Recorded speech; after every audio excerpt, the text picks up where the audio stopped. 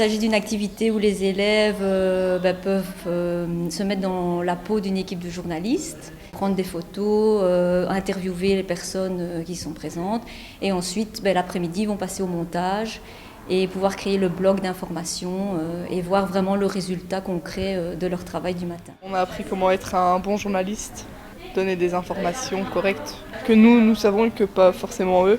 C'est bien de savoir comment ça se passe, pas forcément obligé de toujours croire ce qu'on entend. Je pense que c'est vraiment important qu'ils prennent conscience de comment se construit l'information, surtout à l'heure d'Internet où ils peuvent être confrontés à beaucoup de vraies fausses informations, d'apprendre un peu à devenir plus critiques du monde de l'information et surtout peut-être anticiper les fake news un peu plus que ce qu'ils font habituellement. Des fois, on peut lire des choses vraies, mais des choses, c'est des rumeurs.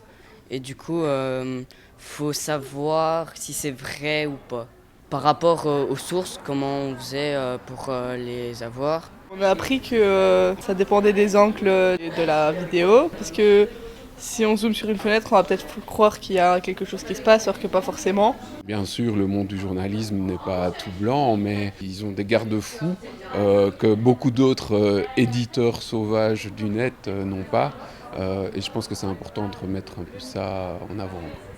Comment faire pour tenir une caméra, poser des questions. On aura du mal à expliquer devant la caméra parce que si on n'a pas compris, on ne sait pas quoi dire. Il faut vérifier parce que si on ne vérifie pas, on ne sait pas si c'est vrai ou pas. Moi, mon information, je la prends sur Internet. C'est là que je vérifie tout le temps. Soit on demande à plusieurs personnes ou alors on regarde sur plusieurs sites pour voir s'ils disent tous la même chose.